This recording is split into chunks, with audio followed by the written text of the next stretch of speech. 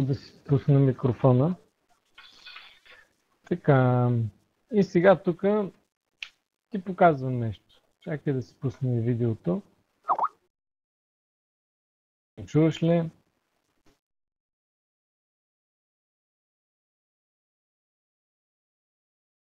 Айде.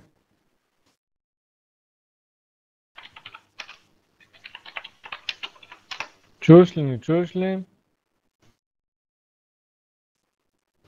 Аз ти правя презентация на теб. Не знам, аз съм презентатора в момента. Трябва да ми виждаш и моят компютър. И примерно искам да ти презентирам, да кажем, тук си каня, влизам тук, например, Силия. Това след малко ще го пусна да го чуеш. И то, ако имаш микрофон, между другото, и ти сигурно можеш да се включваш. Трябва да го разуча по-така обстойно, ама по принцип, ако го пусна картинките, тук вече мога да ти разказвам. Сикания, разположен еди какво си, най-добро съотношение, разположен тук-там. Стаите, едно друго, стаята, ресторанта, много готино, идвайте, так. Ето, тук има така. Сега тук да видя, аз ти пиша, не чувам. Той не чувам, не мога да ти кажа.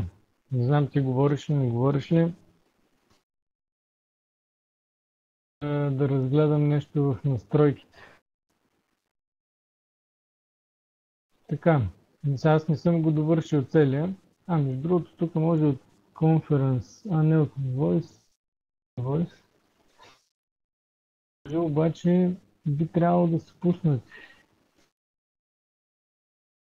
Би трябвало да е пуснат.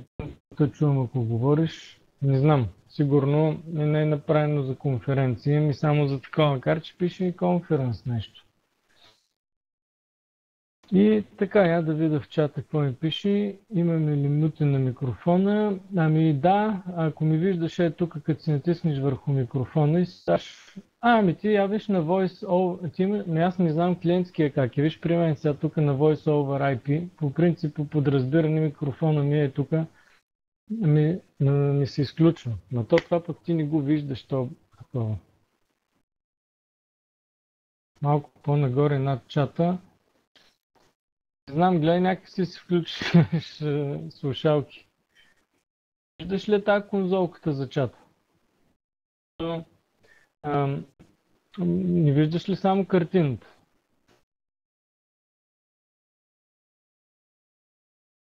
За това ли искат пари? Не гледал. Няма да има конференс.